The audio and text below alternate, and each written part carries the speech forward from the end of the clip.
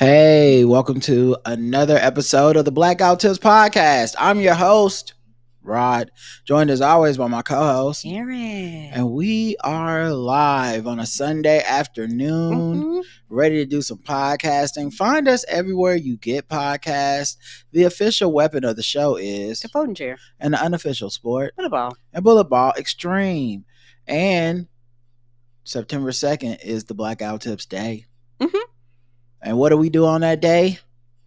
We take pictures of ourselves in our Blackout Tips gear, holding our merch, coffee cups, hats. We don't care. Butt plugs. Take a picture. Put it out there on the internet. Tag us in it. We'll tag you back. We'll share the pictures. We want to show the world the tapestry of people that weave the background of the voices that they're hearing right now. That makes what we do resonate with people. So it's also our wedding anniversary. Yay! So we'll all be celebrating together that day, taking that day to spread the joy to the world of the Blackout Tips. All right, Karen. Do you have any banter? I do. All right, so then I should probably pull up the banter music right now. Do you have any banter? Talk to me. Do you have any banter? Talk to me. Do you have any banter? Do you have any banter? I do. Talk to me.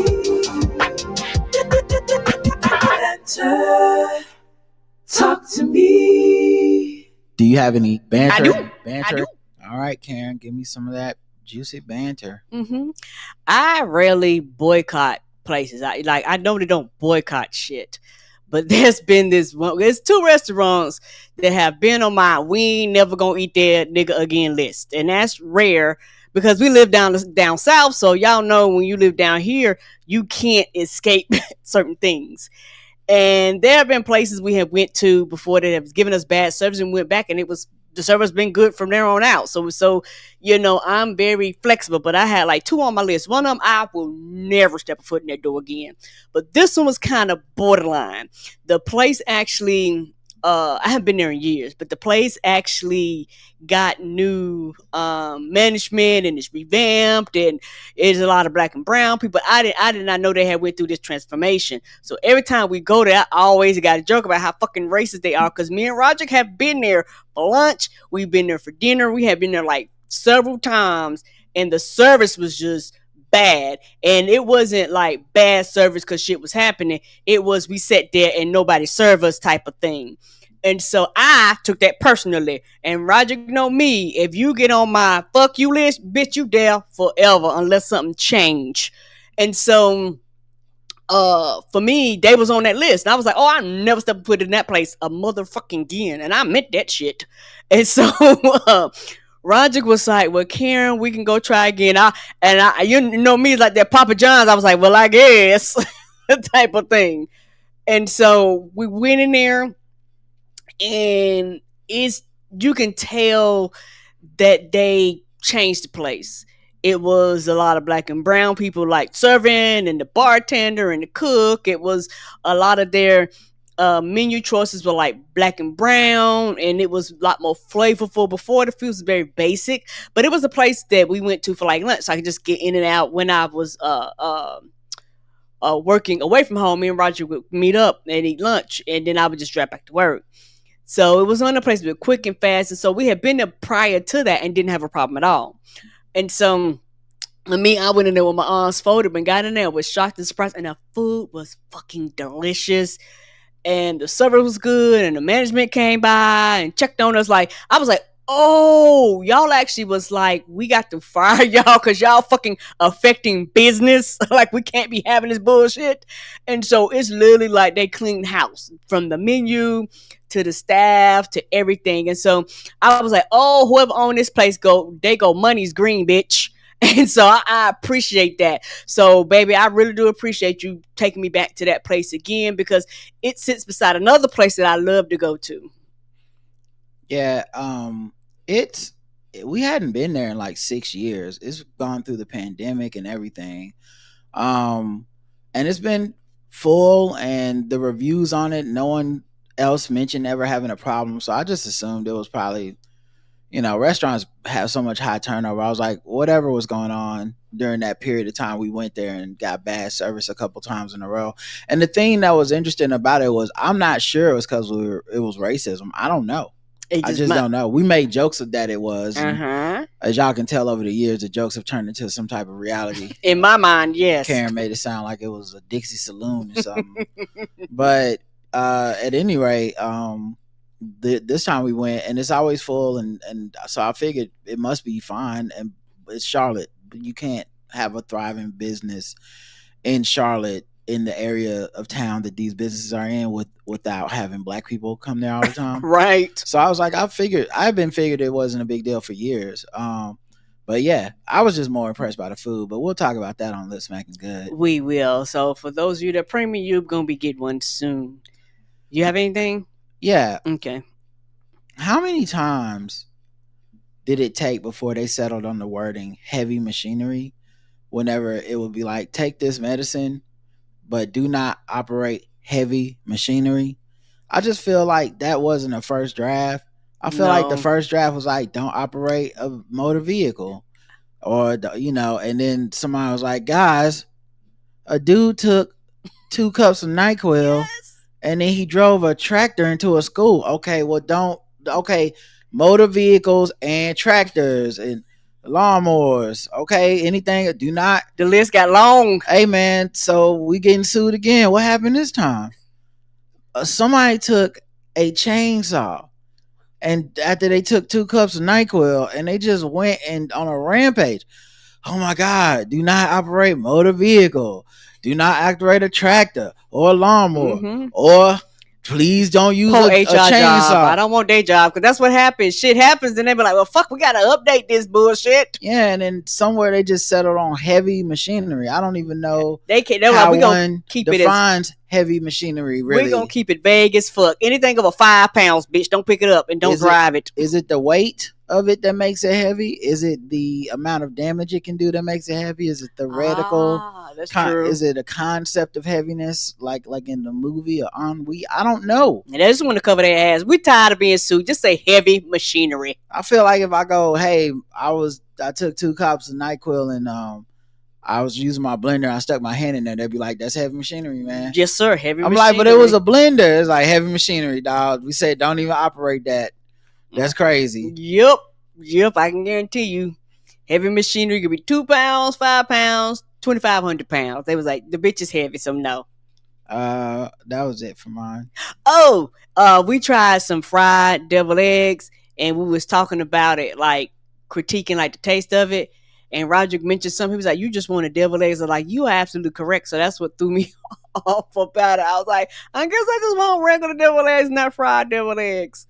And it was made really, really weird, in my opinion. I don't think it was made weird. It was exactly as described. They battered and fried deviled eggs. It just shouldn't have been made. That's all. It's that thing like carnival food that I hate, where they do where they just do like everything is fried, and then people get excited because it's fried, but fried is not additive to everything. So when they're just like fried butter, I'm like, y'all just being stupid.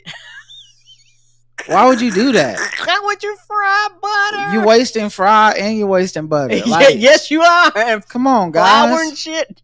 What are we doing? It's not even like tempura fried a lot of times. It's just because that's the American difference. Deep fried. It's terrible. It's just so stupid to do that.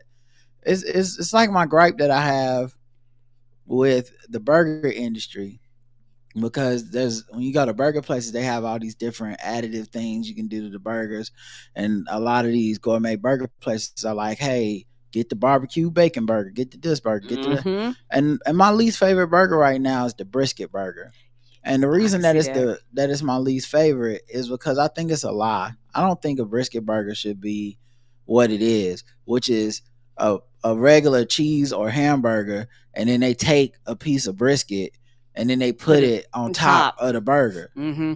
That might be perfectly fine for a thin meat like bacon, but we all know that brisket is a thick meat. It is. Now unless you shred it, brisket is thick as shit. Brisket's not supposed to do that. I think they've been getting away with that for years, because in my mind, what it should be is you take brisket and then you shape it into like a patty, right? And it replaces the hamburger patty. Now you actually do have a brisket burger. You have a burger patty made of fine brisket. Yeah, nobody's ever done it before. It's probably impossible. Probably take too much work. So instead, they just lazily slap some brisket on top of it. And but that's like $2 extra. That's like saying a pork burger or a turkey burger should be like a piece of turkey on top of a burger. That's not what's supposed to happen. And they know that's not your request. Yes, yeah, they do. And it infuriates me that they get away with robbing us to our face like that, because an actual brisket burger sounds like it will be buzzing. It do, but I bet you they don't do it because they don't want to take the time. But if somebody actually took the time and did it right, like you say, shaped it in the patties and all that stuff, because when people go mushroom burger, they want their mushroom round. Like they don't come in there expecting, like you say, a burger with a mushroom on top of it. A vegetable? No, that's not true. There's all kinds of add mushrooms to burger stuff. It's a vegetable. Like I had a mushroom burger and it had cheese and mushroom on top of a burger patty. That makes sense to me. I'm not asking you to replace it I'm saying brisket is a meat. It is. And a very thick meat at that. It's not like bacon or something. It should replace the patty. It just feels like the industry is getting over on us and being lazy, and people just keep letting them get away with it, and I'm disgusted. And speaking of I am disgusted, we was going down the road and we seen this place called Event Masters with a Z. Mm-hmm. And I was looking at it, I was like, how's that not illegal? Like, because too many people have like threw Z's on like everything. I'm surprised ain't nobody did the copyright on that. Why should it be illegal? I just feel like it's like when you want to go to a barbershop and they put a Z at the end. They let you know they do black events. They let that's true. It was in a black part of town. I didn't think it was. I just thought it was funny that it had infiltrated businesses that weren't barbershops. I don't have a problem. That you're right, because I normally do, like you said, that's normally the number one place you see it at barbershops. I actually think we should adopt that in a lot of stuff. Yeah, that could be our code. You know, now that they're getting rid of DEI and they're getting rid of like affirmative action and stuff, and black people are looking for ways to help each other, I think we need to get back on our Underground Railroad. And we got to start sending secret codes to each other to let people know this is a safe place. And one of the quickest ways to do that would be to start spelling stuff with Z's on the end. Oh, yeah, we'll pick that up real quick. Add extra S's. No, Z's. Because that is enough to let you know this is a black place. True. Now, when they figure the Z's out, okay, then we move to the other stuff. But start easily with Z's, because they're just gonna think, oh, it's a trend, and I guess people are trying to be cool.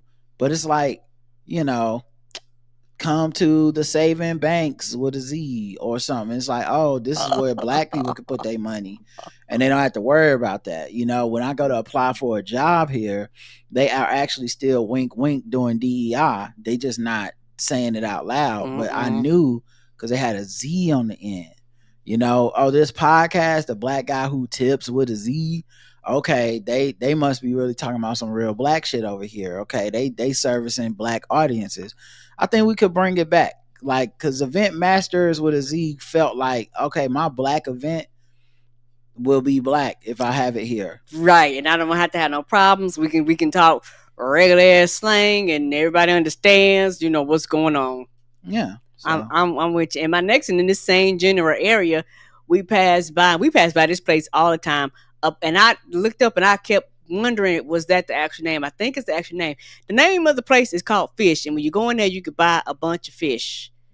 And I was thinking, I'm surprised the fish industry went like, hey, y'all can't just take fish, like just fish in general, like no specific kind. But I guarantee you, I haven't been in that place in years. I guarantee you're gonna find croaker, flounder. You're gonna find flounder, if you're not gonna find anything else. But yeah, I can imagine that place probably be jumping. It's probably jumping this weekend. They're gonna have whiting.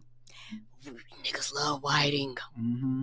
I think that's the number one seller. And I'm one of them niggas. Niggas is me and I is niggas. I like a good. But I also like fish with bones in it too. Yeah, I don't think they gotta worry about getting sued for the name. I don't think people are trying to hone in on that particular segment of the market. They was like, y'all got it. The hood fishery place. think they safe. I think they safe too. And my last thing is we went to this place to eat, and I did not realize that me and Roger had an eye on the same thing, and I ended up ordering it, and Roger ended up ordering something else, and Roger's like, yours tastes better. I gave myself a fist pump because I was like, yes. He said my meal was better than his. Yeah, I would have ordered it, but then she ordered it. It was the croque madame. Yes, and Madame was Madame, and bitch, she was good. Yeah. Karen kept calling it the croquet madam. Yes, the croquet madam. The croquet madam. She was everything but what she was supposed to be. Roger was like, that ain't the name, Karen. That ain't. I was like, it ain't croquet madam. He was like, no, you can't add an extra letter. It's French, it's wee baby. What is you doing? The croquet madam sounds like some type of like French prostitute manager or something. I don't know why my brain was like, oh, the croquet manager. Roger was like, no, what is she doing over there, woman? But we had a good time, and it was good, and it was on like some fancy ass bread, and child, I had a field day. Yeah, I think it was called like challah bread or something. Yes, it was called challah bread. I had to Google it. I was like, what kind of bread is this?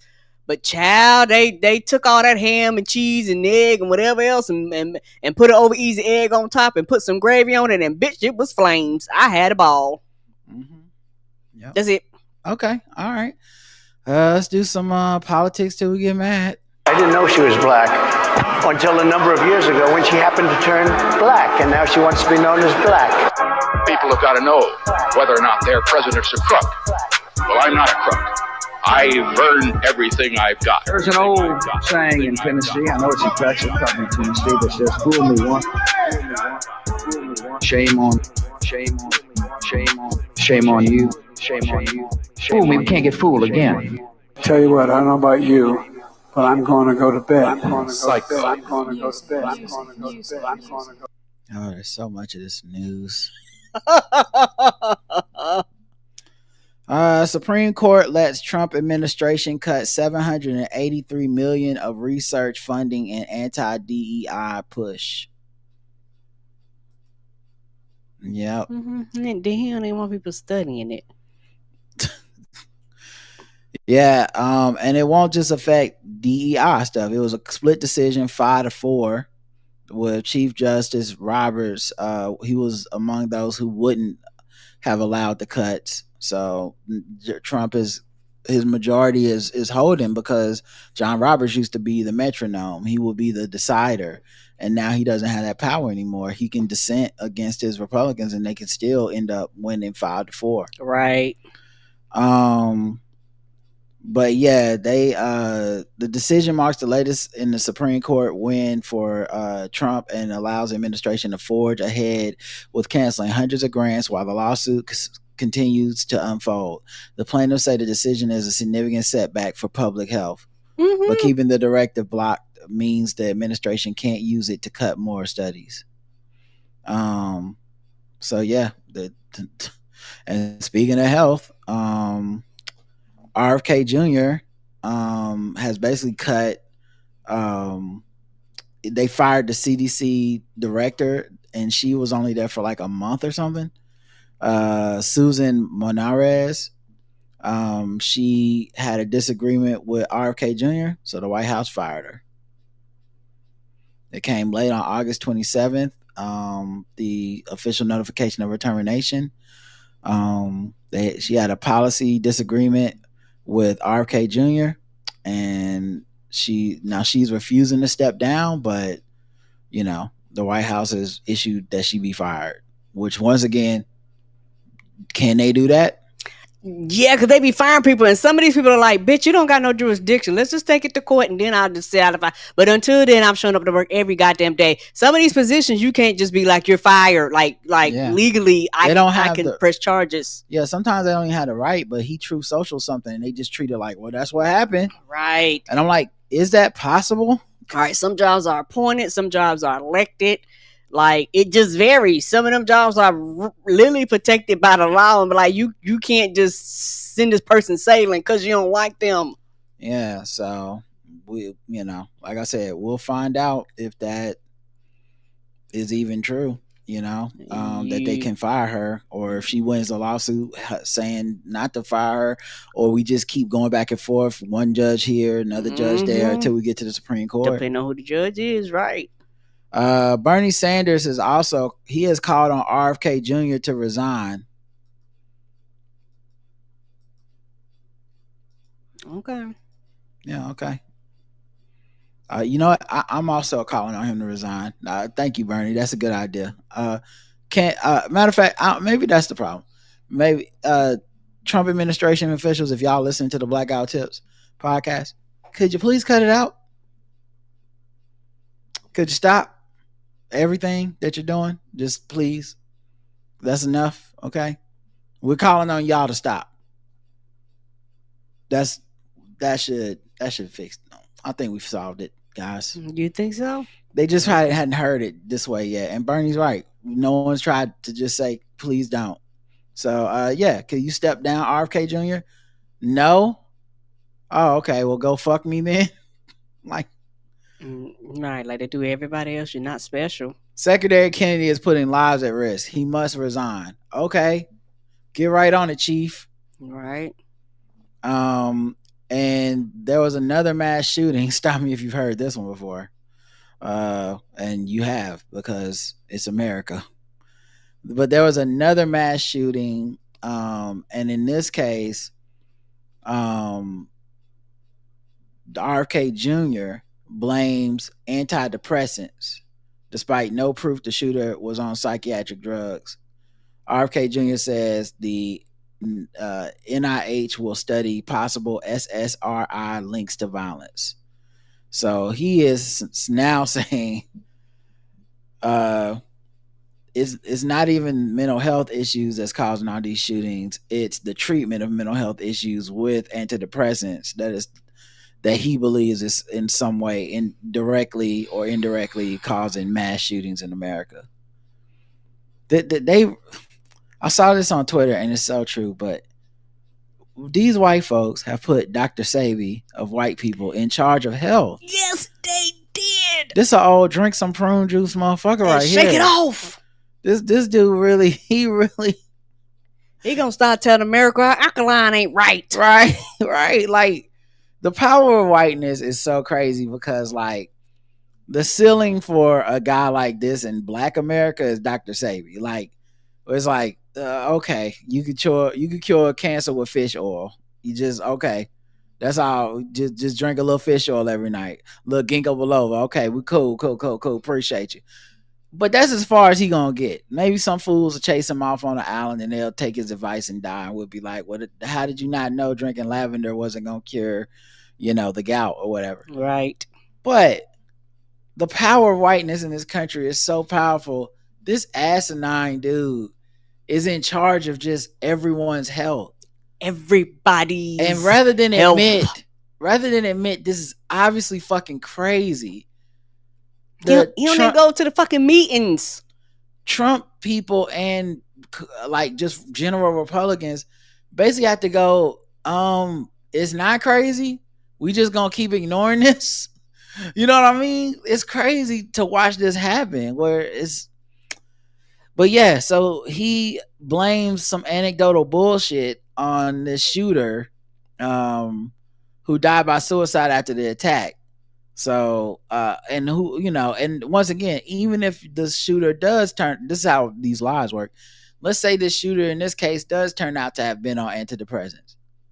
It still won't make what Robert Kennedy Jr. is saying true. Right. It's a lot of people on these drugs and I ain't out here mass shooting. What are we doing? Right. Like it's still it's a demonization of everything except our laws about guns, which, you know, I have to remind everybody once again, only country where this keeps happening. Only country. At this rate, in this amount, we number one in this, bitch. Yep. Donald Trump pulled Kamala Harris's Secret Service.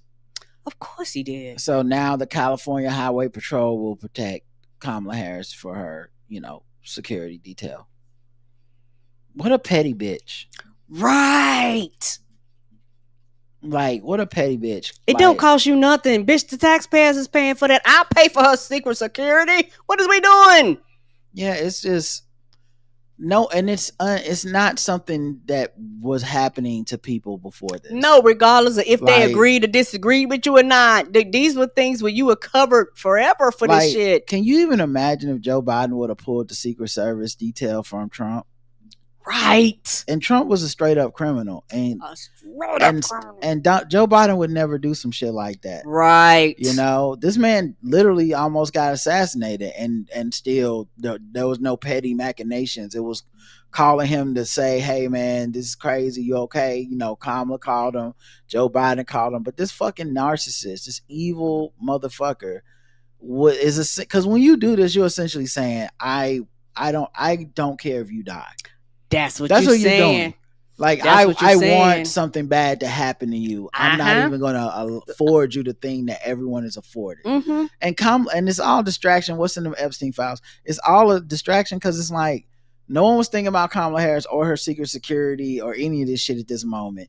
She has nothing to do with anything. She hasn't, like, people are resurfacing stuff she's been saying, but I mean, it only hurt because it's true. Because she called it. She said he sicked the military on you, and he did. Yes, he did. So yeah, it's just so he's such a fucking evil dude. Yeah, he did it because she's a woman too. But you know, well, he pulled it from John Bolton first, and then he arrested John Bolton, started investigating him. Like, you know, once again, that's why that preemptive pardon shit was important. And I still don't know what you do when someone's the most powerful person in the office because we're all relying on, well, hey, Joe Biden said he got that. But I think Trump is among the mind to be like, depending on how hot the block gets for him to be like, actually, I arrested Kamala Harris this morning. Yes. Because, you know, she had that pardon. Well, that was done with an auto pen. I told y'all them pardons wasn't legit, you know, and our media is not treating it with any level of like, true outrage. Like they're not weaponizing themselves anymore. They're just running scared too. Right. That's partially their fault too. Cracker Barrel quietly deleted their Pride and DEI pages after the logo controversy.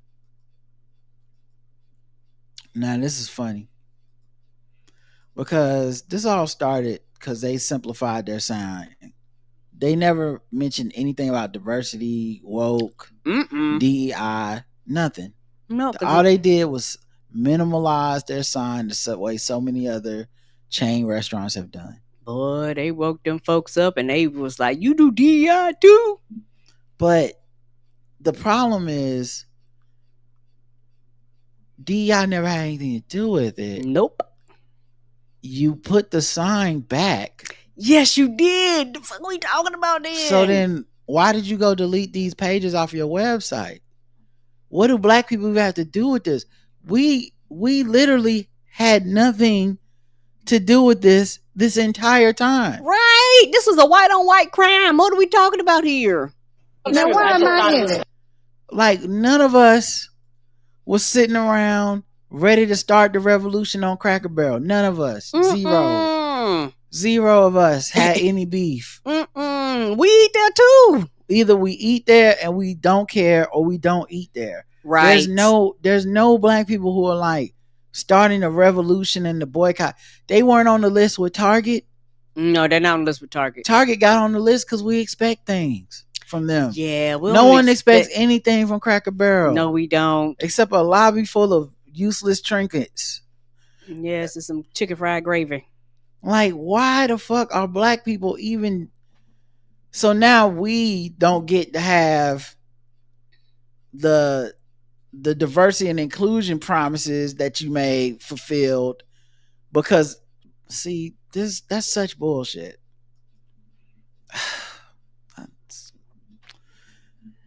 You know what? It's fucking with black people. That's basically what it is. That's the whole purpose, sir.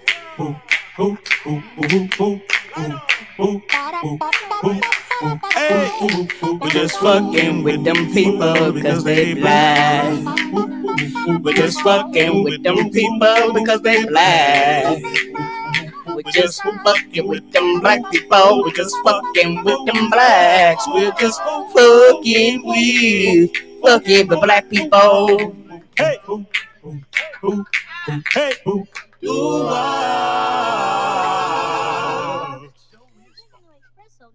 We got a 2 for 1, didn't we? We still going. Cracker Barrel quietly scrubs pride and DEI pages from the website at the logo backlash. 0 to 100, Karen. Intervals of 25. This one gets Jakaris because, like you said, we ain't had nothing to do with this. This was a white on white crime. And because them white people went through y'all shit and was like, y'all do DEI too, and now I'm extra racist and extra mad. Y'all like, scrub this too. So yeah, this is good at Jakaris because you could have kept that and they could have been mad and they wouldn't even have known. They didn't care. Shout out to the journalist who's tracking that bullshit. Yeah, that's somebody's job. If they delete that page or not. They had to blow the dust off that page to find it. Jakaris. And I didn't care about this at all when it started, but why the fuck black people gotta lose anything? Didn't care about in this battle of white people being mad at white people for some white people shit. Come on now. I ain't had nothing to do with that. UC, University of Cincinnati. Okay. University of Cincinnati's African American Cultural and Resource Center is no longer in existence. Following the signing of the Advanced Ohio Higher Education Act, also known as Senate Bill 1, which bans universities from supporting diversity, equity, and inclusion. UC announced that it would close its identity centers serving black students, women, and LGBTQ plus students before the start of the fall semester. Wow. The DEI ban was strongly opposed by students and a trustee on the UC's board who criticized Senate Bill 1 and other recently passed state legislation, saying it leveraged Ohio's education funding to shoehorn conservative political ideology on the college campuses. Yeah, they should change the name to the hashtag IYKYK Center, and then if you know, you know, just keep everything the same. Just all the black stuff is still in there, but it's like, is this the Black Cultural Center? It's like, is it? If you know, you know. I can't say. I can only say that. They were like, is this diversity, equity, inclusion? If you know, you know. All I can say is that the Lawrence Dunbar Learning Center is still got a lot of books in there, brother. But don't get me fired. 0 to 100, Karen. Oh, this one gets Jakaris too. Like it really does. It's one of the things that makes you mad the more you think about it. And this is just the beginning. All you Negroes, it was too good to vote, and all you Negroes that say both sides are the same, and this shit don't matter. Particularly if you connect, and this is like a large university, but even if you went to a PWI, you benefited from some of these services. Well, this is a PWI. Yeah. Like I said, you benefit from these services, and they're going to turn around and strip some of the things that actually made you feel comfortable at these universities. Helped you grow and helped you, find the black people in your community. Because a lot of times we find each other in these quote unquote alternative spaces. We will find each other no matter where you plant us. And so it's very frustrating. And so don't think they're not coming for your shit. People got whole ass degrees in African American history. In the next few years, that whole genre will be fucking banned. Trump gonna be like, no fucking African American history, no Native American history. And we ain't talking about the Revolutionary War. Bitch, what is we talking about? I could see them stripping it down that fucking bad. And so for me, it's like nobody quote unquote cares. But eventually it's going to go down, like you said. Eventually their focus will be on HBCUs. The whole purpose we were HBCUs were even created because bitch, we couldn't get into yours. You didn't want our black asses there. That's why we created them in the first fucking place. I give it a Jakaris as well. And this is like why you just didn't want these people to be in charge, man. Everybody just had an idea in their head of America has a baseline that will not be pushed down upon, and that these progresses that we've accumulated over years that we'll maintain and keep them. And it's becoming readily apparent, I guess, every day. The more people that the ones who were holdouts or thought it couldn't get but so bad, it's becoming more obvious what's going to happen because they're getting more bold. Yeah, because they're getting more blatant, and these schools have no real repercussions or ways to fight back because they need the funding from the state and federal governments. So whatever laws get passed, these people will have to abide by them because that's what happens. And you're not going to have an underground railroad and a bunch of abolitionists working at all these schools. You got a lot of people that they need a check for next week, yes, and a check for the week after that. So they just gonna do whatever the fuck the rules say to do, even if they disagree. Right, because on the average of rule followers, it was much easier to vote than to deal with the bullshit we doing with now. And that's why we talking about the feedback show. Bitch, you gonna hear my name for fucking ever. I'm gonna be like, bitch, I was right. I was motherfucking right.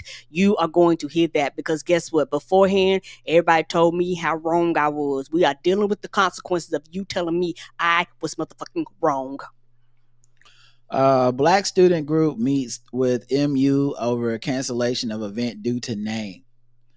The University of Missouri's Black Student Government Organization, well, for how long, met with university leaders Thursday after MU canceled the organization's Black to Class block party because it had the word black in the name. They couldn't. They basically hashtag IYKYK to class block party. Yeah, and Roger, you black said to class with a Z block party. Yeah, you said this a while ago and it makes sense.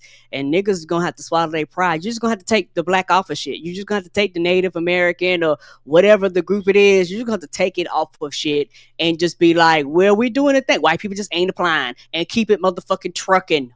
Because the second you do anything that's like, we ain't 100% pure white, puritanical Christian, them white folks gonna come and try to stop you. Yeah, well, the kids are upset. You know, They said it was a deliberate act of erasure. At every turn, we are shut down. Things as simple as putting black in the name result in consequences. They said the school said the name event suggested that it excluded people based on race. I guess so. They saw blacks only to class. It's funny when they pick and choose that black only shit. Right? They're like, black. This is for blacks only. No whites allowed to class. Right. We're always inclusive. Like, what are you talking about? White folks could have come. We didn't say y'all niggas couldn't show up. Yeah, but this is a tactic a lot of these racist white people are using, is that they're using the same civil rights and race rules that were passed to help black people. They're using them in reverse to be like, no, things that help black people actually hurt white people. And it's the same thing that happened with all the gay stuff.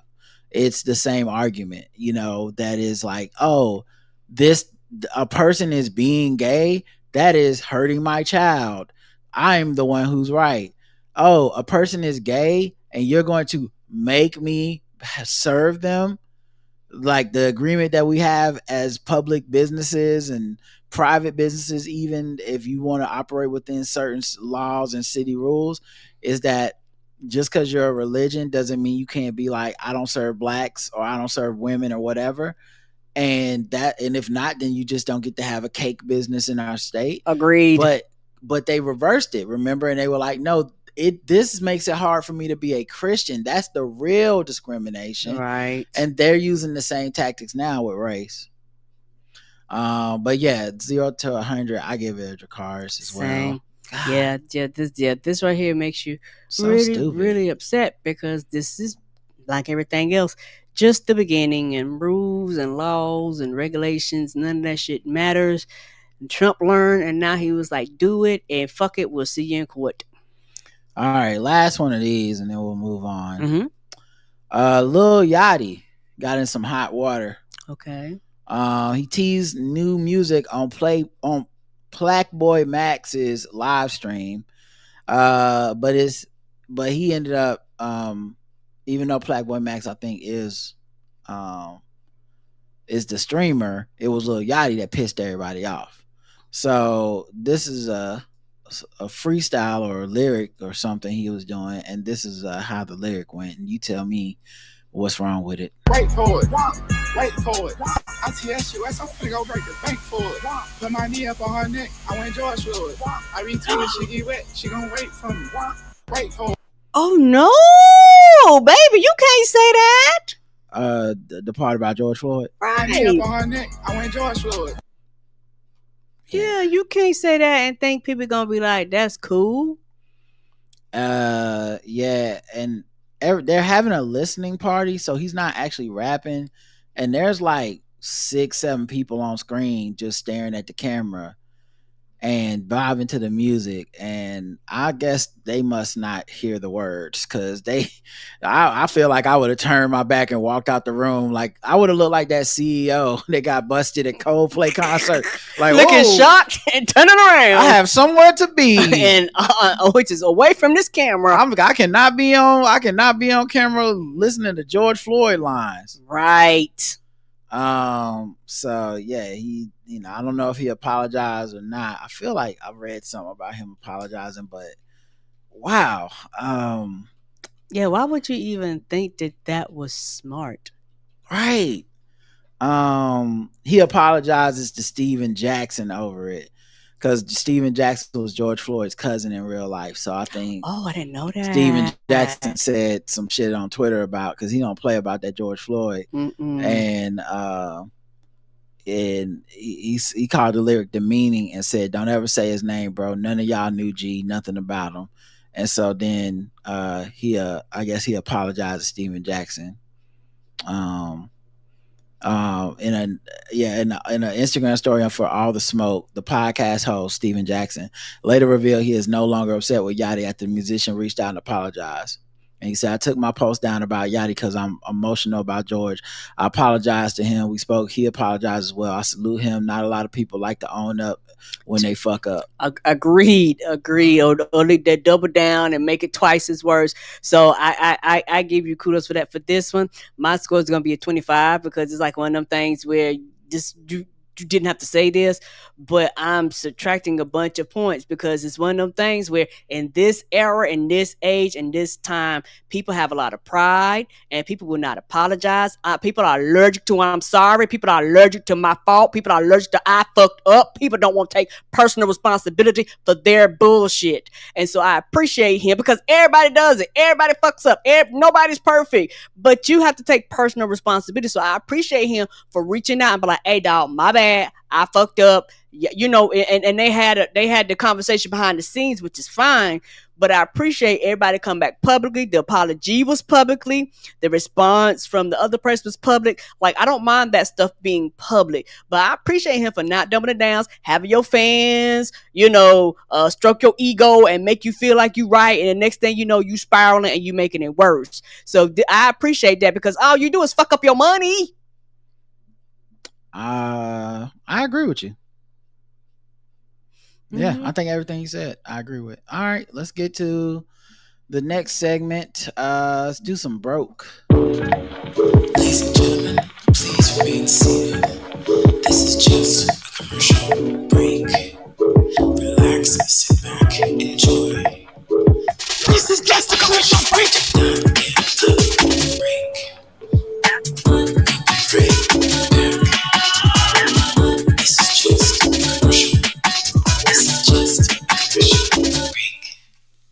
All right. Spirit Airlines files for a second bankruptcy. Oh, bankruptcy number 2. So I guess them doing the signed seats, people was like, that still ain't enough. I mean, first of all, they take away everything that you love. Yeah, Spirit really fucked up. That's what private equity does. And then they ruin the brand, and then they declare Chapter 11, and then they sell the brand. So this is a different part of the chapter. I didn't know you could file it twice. Me either. It was like, we broke. We still broke. It's necessary to we ain't really recovered from the first time. Right. CEO Dave Davis said this. Is that even a real name? Dave Davis? Come on, man. Yeah. What was his parents doing? What was his parents doing? CEO Dave Davis said this second filing is necessary to go further than the initial reorganization completed in March. It has become clear that there is much more work to be done and many more tools are available to best position Spirit for the future. How you talking about the future declaring Chapter 11? Right. The future of your golden parachute when you abandon ship and leave everybody holding the bag after the government gave you all that fucking money just to stay open during the pandemic. Right. Ugh. And I think that's a part that's very frustrating. And it's also one of those things, particularly, like I said, we'll never get it underneath this administration, but there needs to be government regulations on equity fund groups, because it's just ridiculous. You shouldn't be able just to buy something, tank it, sell everything, and you should not be it, because you're impacting too many people's jobs. And particularly when y'all get these places are functioning just fine. And like I just said, it's a tactic. You buy it, then you strip it of everything, you sell everything off, and then you file. And then you sell it to somebody else. So it's a strategy to this. So I would like for somebody whose job it is to track that shit to be like, hey, dog, no, the company got to be so big. Like, it needs to be more rules and regulations. Or if the company's making this, you can't turn around and just sell every fucking thing. You can't like some type of regulations to it, because this is ridiculous. Because like you said, they took away, for people that love this airlines, they literally took away the free bags, like everything that everybody wanted. They stripped that shit down. Why can't they just sell out everything to the highest bidder, Karen? Is what they did with the government. I said, yeah, and I definitely said, now I need this administration. Yeah, right now everything's for sale, so I get it. Yeah. Las Vegas casino is closing, triggering devastating tourist slump. Yeah, Las Vegas has been suffering. Is it triggering a slump, or is it the slump is here and it's triggering these casinos that have to close? Yeah, it's not the same. It hasn't really been the same since the pandemic. Oh, I see why. This article title is different when you click on it. Okay. Classic Las Vegas casino announces it is closing as Sin City's Las Vegas rip-off prices trigger devastating tourist slump. So yeah, that makes sense. It's called Poker Palace, a casino in North Las Vegas, and I guess it's closing. It notified its 126 employees that layoffs were set for September 30th with a final closing date of October the 1st. So the casino was sold, impacting all employees' jobs, but it's unclear what the future holds for the local spot.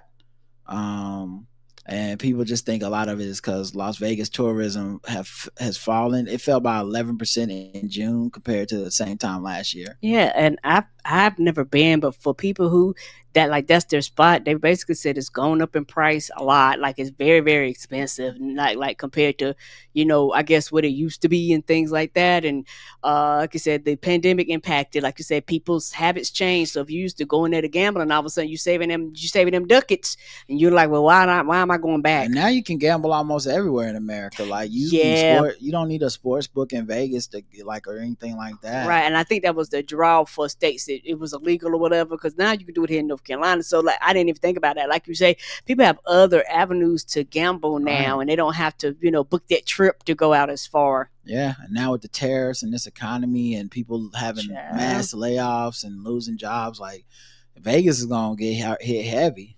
Oh, and I didn't even think about it. Yeah, a lot of people do travel there internationally too. And, you're killing international tourism and even tourism from state to state depend on it. Because, we live out here, y'all, but we consistently see commercials about come out to California and come out to Texas and come on up here to New York, because people inside the states travel to other states, because these are places that we're not used to. And so when you, like you say, you do the tariffs, which means everything is going up, and you're killing international travel, which means the people that literally packed New York City and DC and out in California kept a lot of these states not trying to find it afloat.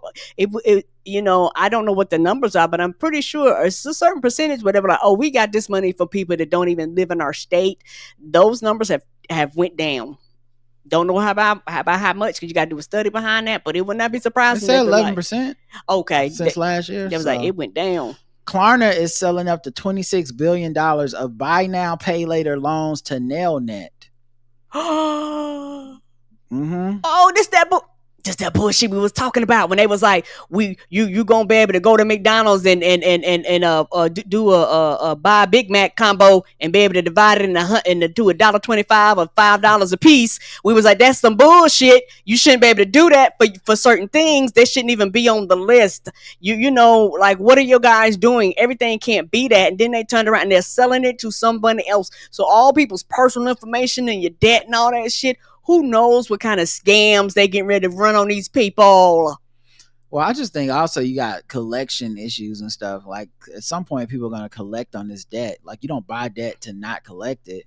But yeah, Klarna Group PLC agreed to sell as much as $26 billion of buy now, pay later loans to student loan giant Nel-Net.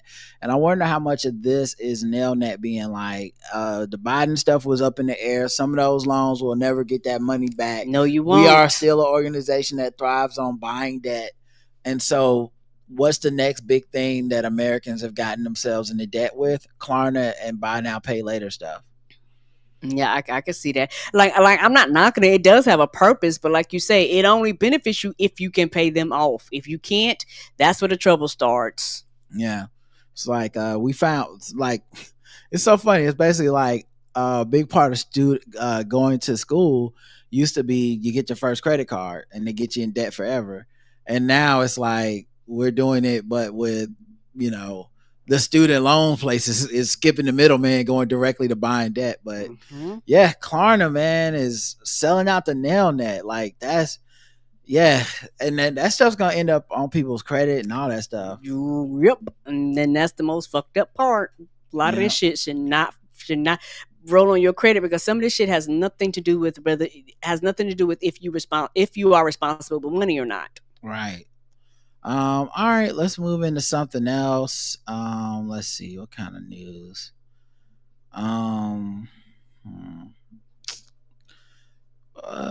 Should we do some Who News? I guess we could do some Who News, everybody. Y'all like Who News?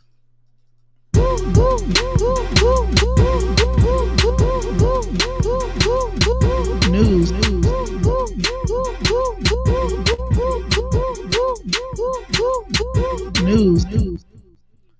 King Harris says he plans to be bigger than Michael Jackson. Who? King Harris. King of what? King of who? That's his name, King Harris. Oh. Okay.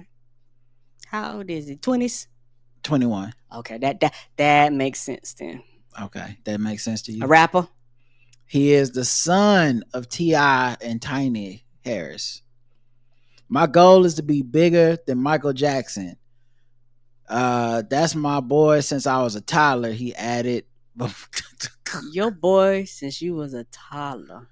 Oh, man. I know black people think he innocent, but that's objectively hilarious to me. My boy since I was a toddler. That was the problem. Okay, he was a little too many people boys when they was... All right. He added before pivoting to his own son, King Jr., whom he described as a Bob Marley type. So T.I.'s son got a son? T.I. grandfather? I didn't know that. Harris acknowledged the ambition is lofty. So that goal is just to keep me pushing. But my airtime is just going to be being a father, an entrepreneur, taking risks, just spending time with my family and just making memories and doing things I enjoy as far as I could do them. So this just seems like maybe he has a TV show or something he's promoting. Okay, he has a podcast, Airtime Podcast. So this is really just a way for him to make a splash in the podcast, like with this quote. So we're like, what? You would never be bigger than Michael Jackson. Maybe if you eat a lot. Michael wasn't that. Well, he didn't weigh that much when he died, you know, but it's not going to be, no one's really going to think this kid. Okay. All right. Well, that's who, Karen. Thank you for letting me know, and I will not remember. Okay. Yeah. King Harris be in the news for nothing good ever. Okay. So you may see him again. All right, how about this one then? Wowdy HBTL charged with murder after shooting leaves one dead and teen girl critical. Definitely a rapper. Shit, He's a Bronx rapper. You got it. I'm about to say, I was even go more specific. Sound like a drill rapper. Wowdy HTML. Yes. That's all I heard when you started talking. I'm so sorry, baby. Them letters, my mom was like, what is we doing here? I'm sorry. What is we doing? Well, we're getting so old. I don't know these kids. They just, it's like rapper Qwerty Oops. Not him. Bing bong blippity doo. Yeah. He in trouble. Yeah, and I'm not knocking it, if that's your favorite rapper, but I don't know who this baby is. He was charged with murder after a Bronx basketball court shooting left one man dead and a teenage girl in critical condition. Oh. Over some ball, man. That ain't that important. It was at a back-to-school basketball tournament. Damn. Well, some of them ain't gonna make it back. And that's why we gotta call them black to school. If that extra L be saving lives. Don't it though? You take out the L, that's what we trying to tell these schools, Cincinnati. Marketing matters. Gunfire erupted at Heaton Park on Sunday, killing one man, injuring 4 others, including a teenage girl shot in the face who was left fighting for her life. The 25-year-old rapper, whose real name is Robert Royal, was arraigned Monday alongside 20-year-old Davin Reyes. Both were ordered held without bail. 2 teenagers, 17-year-old Messiah Huggy and 16-year-old Naze Wigfall were also charged in the case. So this sounds like some bullshit that got out of control. Mm-hmm. They face counts of murder, attempted murder, gang assault, and criminal possession of a weapon. And those 2 teens that were with him were also hit with murder charges. Multiple shooters, you better watch the company you keep. According to police, multiple shooters opened fire at the crowded basketball court, striking 5 people. Multiple? Oh my goodness. Mm-hmm. Not a fan. Nope. That's the only hit that he'll ever have. Yeah, because I don't know no other hits. Yeah. Well, that's sad. Mm-hmm. All right, let's see. Let's go to Guess the Race. There we go. Okay. Guess the Race music. Nope, that's not it. There we go. What time is it?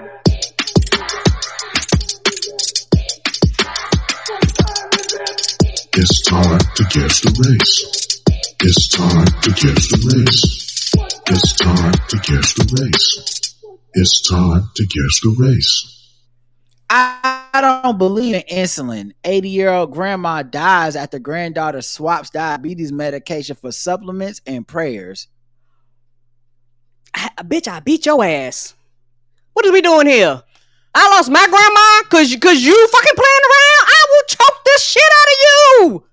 A Wisconsin woman was sentenced to 9 months in prison and 6 years of probation for swapping out her 80-year-old grandmother's diabetic medication for supplements and prayers. She peddled on social media, leading to the octogenarian's death. Prosecutors had asked for more than half a decade. Instead, she's going to get 9 months and then 6 years probation. Child, depending on certain people, we better not never see you again. I lost my whole ass grandma because you out here fucking around. You do that to you and yours. Leave grandma alone. The assistant DA said, I argued for 6 years in prison. I laid out the seriousness of the defense, how she knew she was doing something wrong and tried to cover it up, how she was a nurse who was fired for not getting vaccinated and continued treating patients without having the authority to. He said Colin Sheehan, what's her first name? Candace L. Sheehan. Okay. So they were calling Sheehan, who was a licensed nurse in Wisconsin, a danger to the society and the public. The judge just ignored me completely. She said she thought she wasn't a danger to the public. Sheehan was found guilty in May of negligently subjecting an individual at risk of abuse, causing death, according to court records. And this is one time why I think if she would have been white, they would have thrown a fucking book at her. But because she was somebody black and a family member, they don't really. Because we're like, why wouldn't you take this seriously? She killed somebody on purpose. you're not taking this seriously. What are we doing here? The American Diabetes Association reports that glucose levels must remain at 154 or less. Her grandmother had levels around 600 when she died. Wow. What? 600? Whoa. Your blood is like pure sugar. Oh my goodness. All right, Karen, we'll guess the race of Candace Sheehan. I'm assuming Candace is black. Okay. And you want to spell it or anything like that? You can spell it. Kandise. Okay. And Sheehan is Sheahen. Yes, that's just a confirmation bias. I'm going 100% a black, and it's one of them things where, because 9 months ain't long, and 9 months ain't long enough for people to forget. And when you show your face anywhere, for some of them people, it's gonna be hands on sight. So you might have to go ahead and take your little trip far away, ma'am. We got 3 people that guessed in the chat. 4, okay. Dr. Sebi Black. This is hard because a lot of black people are like this too. Gonna go with white. Trey says Demon Seed Black. I'm gonna go out on a limb and say Trailer Park White. And just Ani says Blackity Black. The correct answer is Karen said black. Many of you also said black. And you are all wrong. She's white. With a name spelled like that?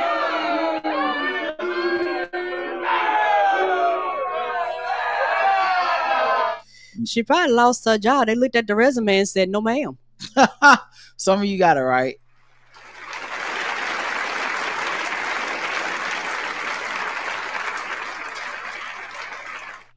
Man. Yeah, and I like the family member I'd have been mad too. Like the lawyer, I'd have been mad too. Y'all go, she killed somebody, and we need to take this a lot more seriously than we are. What are we doing here? All right. All right, let's go to another one. Cops. Customer tried to kidnap bikini barista. What?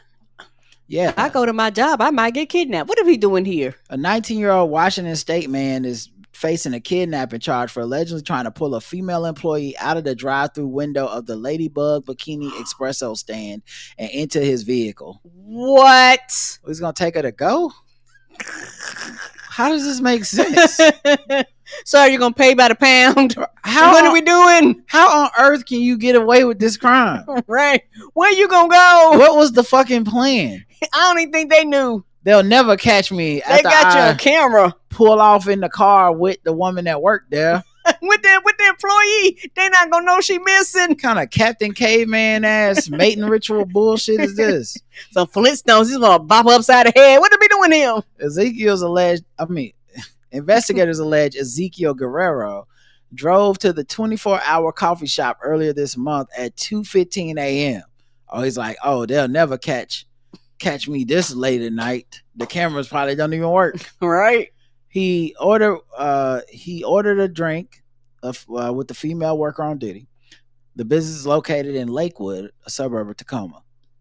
While preparing Guerrero's drink, the victim says she exchanged small talk with the customer who was wearing a blue hat, Los Angeles Dodgers jersey, and designer jeans. The woman said she handed him a clipboard with a receipt that needed a signature. When he subsequently partially extended the clipboard back to her, she reached out to accept it. He then allegedly grabbed the victim by the arm, attempted to pull her through the window towards the car. The woman told cops she braced her legs against a counter, which kept her from being pulled out of the drive-through window. The victim was able to shut the window while the patron fled the area. When police interviewed the barista, she was frantic and appeared genuinely frightened and had red marks on her wrist, inner bicep, and shoulder. Wow. So he really tried to yank her out of there. The incident was recorded by a security camera. It showed Guerrero violently seizing the barista by the arm and that the woman eventually broke his grasp after tugging back and forth as she slid the window shut. He paid for his drink with a MasterCard in his name. Oh, we don't plan on going back home. He was eventually tracked down by the police and arrested Monday. He reported at home. He confessed to the detectives saying that he had been drinking alcohol and smoking marijuana before the incident and was fucked up. Child, marijuana don't make you do that. He should just be like, guys, you don't even want to see me before I have my coffee. Okay. Before I had my morning liquor. If I don't get my morning Joe, that's why I was trying to go to the barista. If I don't get my morning Joe, dude, I am a whole nother person. Apparently a kidnapping type of person. He said he did not intend to harm the victim. He said he had been feeling sad, angry, and isolated due to a recent relationship problem with his former girlfriend. What shit got to do with that? And he said when he went to the Ladybug stand to see a pretty girl, investigators reported that he recognized his behavior was impulsive, denied having any anger or hatred towards women in general. Oh, okay. Well, as long as he say it. Don't believe you. Nah, man, I love bitches. I love them. That's my problem. I love them so much. I'm trying to just take them. Just give me that. Just come on out. Come on out of your job. You coming with me? No, thank you. He maintained that his conduct did not reflect his character. He's like, I normally don't try to just kidnap people. That's like, this is such a rare occurrence for me. I don't know what I was doing that night. He's charged with attempted kidnapping in the first degree of felony. He has no prior criminal record and works as a forklift driver at a Seattle bakery. That's what he's going to do next. Take the forklift, lift the whole thing off the ground, just pull off with her. Beep, beep, beep. He was booked in the Pierce County Jail. He was later released on his own recognizance because I think you can trust him. A judge has ordered. He was like, I'm gonna take these buns and her buns. Right. A judge has ordered him to have no contact with the victim or any Ladybug outlets. So back to Starbucks for him. Apparently so. All right, Karen, guess the race of Mr. Ezekiel Guerrero. I'm gonna go Latino. Karen's gonna go Latino. Let's check the chat room, see what they believe his race is. Loved her so much he tried to take her to fields of his great uncle Juan Valdez, barista, straight to the source. Latino. Oh no. Oh, Mimi. From the aisle is what he gay. I don't know what that means.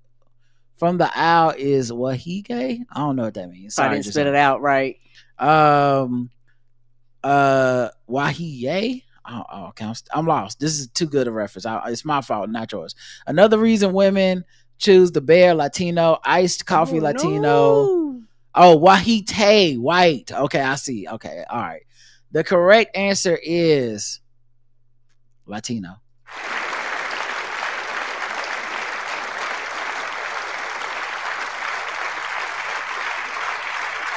Some of you did miss it though.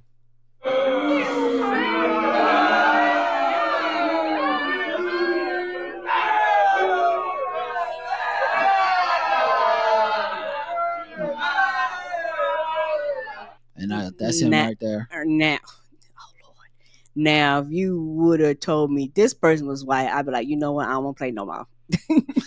I'd be like, I am just off today. Can we just call it a night? Yeah, he took a picture in the Cowboys fan, and that's still not the worst thing that's happened to the Dallas Cowboys in the last 72 hours. Oh no! All right, time to go to the bonus round. Karen is 1-1. Yes, today.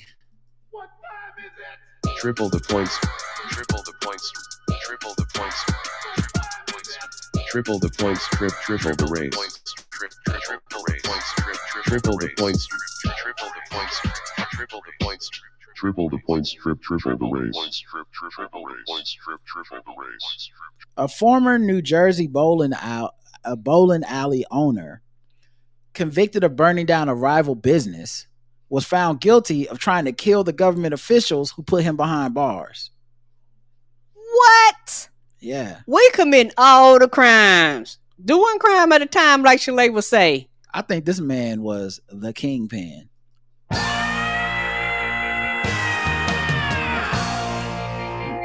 Woo. Now that's some beef right there. Some serious beef. Mm-hmm. It looks like he tried to kill her, but he struck out. Okay, that's a different type of strike. I get it, guys. that one doesn't work. Stephen Smink, 62, was convicted of 1 count of conspiracy to commit murder, 5 counts of attempted murder, and conspiracy to transport weapons. Smink owned a bowling alley in southern New Jersey, and in 2010, he hatched a plan with 2 other owners to burn down Loyal Lanes Bowling Center to eliminate the competition. Damn, they minded their own business, having a good night. There's only one alley in this town. Right? You fucking with the bowling mafia? Right? Is that what you want to do, pal? You don't want to fuck with us. They was like, "We ready to go?" He says, "Bowls," and everybody just disperses and just fuck everything up. Woke up this morning, right? I bought myself a ball. Come on. We won't stop till we see you in the gutter. Nothing moves in and out of these lanes without me getting a piece. Right. Okay. Yeah. I don't know who you think you're fucking with, pal, but you're going down. Yeah, them balls ain't the only thing in the gutter either. Right. He has the plan to do that. He subsequently convicted of arson and served 15 years, sentenced to serve 15 years in prison. But he wasn't done yet.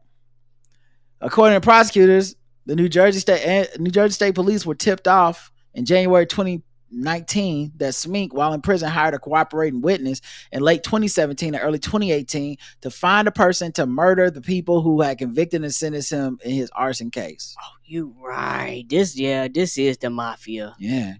It's like, you're going to be sleeping with the pins that come off the back of the thing and then they get put back. I know, you're going to sleep with the 1 and 10s. What? Right. What that mean? I'm going to put you where the balls go. When they go underneath there and they get stuck, that's where you going. He hired someone to kill Cumberland County Prosecutor Jennifer Webb McRae, First Assistant Prosecutor Harold Shapiro, 2 Superior Court judges, and an assistant prosecutor who sent him to jail in the first place. That must have been jail Covan. That's why he was really not keeping jobs. He was on the run. He was like Better Call Saul in New Jersey. For real though. He was like, I gotta stick to doing comedy and Trump routines because if this guy fucking finds out I was on that case. I never hear the end of it. The bowling ball case. Everybody knows the bowling ball case. What him and Cookie gonna do? Right. Investigators later found out that prior to hiring the witness, Smink enlisted a member of the Latin Kings gang who was also in prison to carry out the murders, but that person died before he was able to finish the job. Oh, the irony. That person died. You spend all your oatmeal cream pie commissary money hiring a murderer, and then the motherfucker got the nerve to die before he can murder. It's like, what? Dun, dun, dun, dun, dun, dun, dun, dun, dun. That's probably how he got caught. He even had his mother, now deceased, help him out by having her write correspondence in furtherance of the conspiracy on his behalf. Prosecutors said Smith apparently sold off some of his sports memorabilia to pay for the hits, and the witness set up a meeting between Smink and an undercover cop. If everybody was together, wipe the whole place out and kill everybody, it just looks like somebody making an assault of gangs meeting, he told the cop. He also said if somebody shot up the place, it looks like the gang retribution. So now does he have to like do another murder for hire, but this time for the undercover cop? I don't know. Caught him but when he was trying to do the other undercover murder. Apparently so, but you just added more time. Well, of course, yeah. If somebody shot up the place, it looks like gang getting retribution, he said. He was convicted August 15th, and now he faces 30 years of life. Oh no, that's the opposite of what he wanted. 15 extra years. This conviction sends a clear message, said Colonel Patrick J. Callahan. You know what? You get no phone time, no internet, no nothing. Yeah. All right, Karen. Guess the race of the bowling alley kingpin, Steven Smink. Steven Smink is as white as them balls. Karen says, I mean, it's white as the pins. Oh, okay. I was gonna say bowling balls known as black or sparkly. Multiple colors. Yeah. Let's check the chat room, see what they believe. There might be a slight delay, or maybe they don't. Mm-hmm. Maybe they don't want to cross the bowling ball mafia. Maybe we don't. Maybe we should cut this segment out. We done scared them. Yeah. So this man started coming with us. Coming for us. No person of color would burn down a game where a black ball knocks down white pins. White. Good deduction, Mimi. White and dumb criminal. White and dumb. The correct answer is white.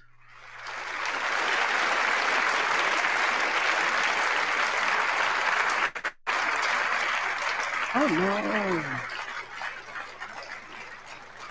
The irony is that Tony Soprano was always wearing bowling shirts. And this guy was the actual bowling ball mafia don. Oh no. Somebody says wearing bowling shoes with no socks on. No. Oh no. That's nasty. Ain't that disgusting? But it does sound white. All right, let's get to the last thing, sword ratchetness. Woke up this morning. I got myself a ball. Right?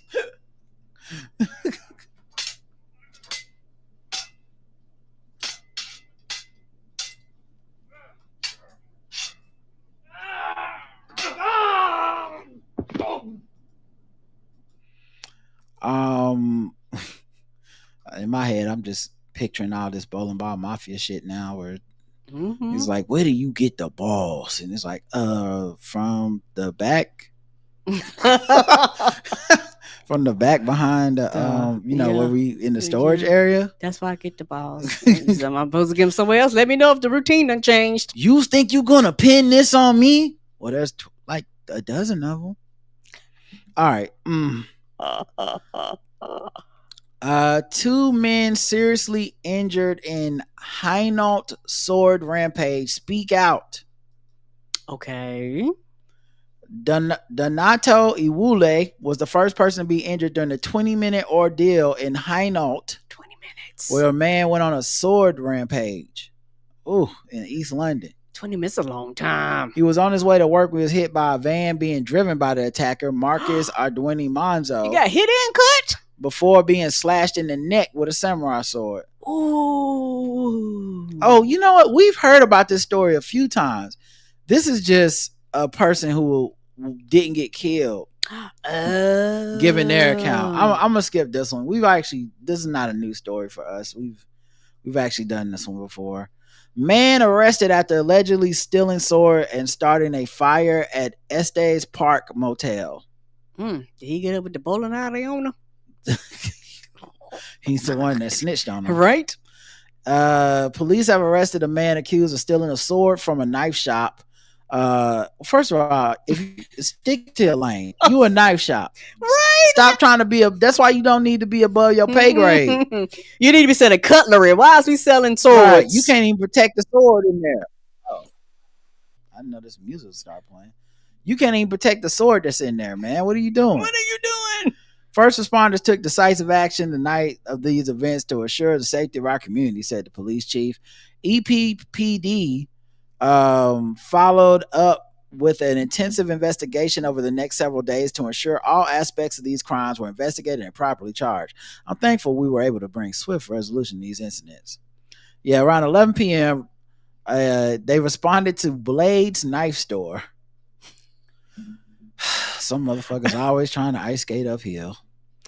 Blade's like, Marvel Blade? What are we doing here? After reports of a man who had broken a window at the store, according to the press release, the man stole the sword. We should have known something was wrong when you called Blade's knife. That's what I'm saying. Oh my God. Less than an hour later, the first responder received reports of a fire at the motel just down the road from the knife store. So it was like Grand Theft Auto. It's like, first let me get my weapons. Now to go do crimes. Hotel guests were evacuated and firefighters quickly put out the blaze before it spread further. No one reported any injuries. About an hour after the fire was reported, just before 1 a.m. Saturday morning, police and the sheriff's deputy contacted a man at the Estes Park Visitor Center who had stolen the sword. They identified the man as Thomas Chase Hill, 32. He was arrested and booked into the county jail. They found evidence linking him to the fires as well as the sword theft, such as the sword. That would be probably the number one indicator of evidence that he stole the sword. Police said that Larimer County's district attorney office is expected to file charges against him, including first-degree arson, criminal mischief, and second-degree burglary and theft. Take it seriously, y'all. Good. Yeah. All right, y'all. That's it. Thanks for listening. We'll be back throughout the week. Don't forget Blackout Tips Day, September 2nd. Until next time, I love you. I love you too. Mwah. Bye, everybody. Bye.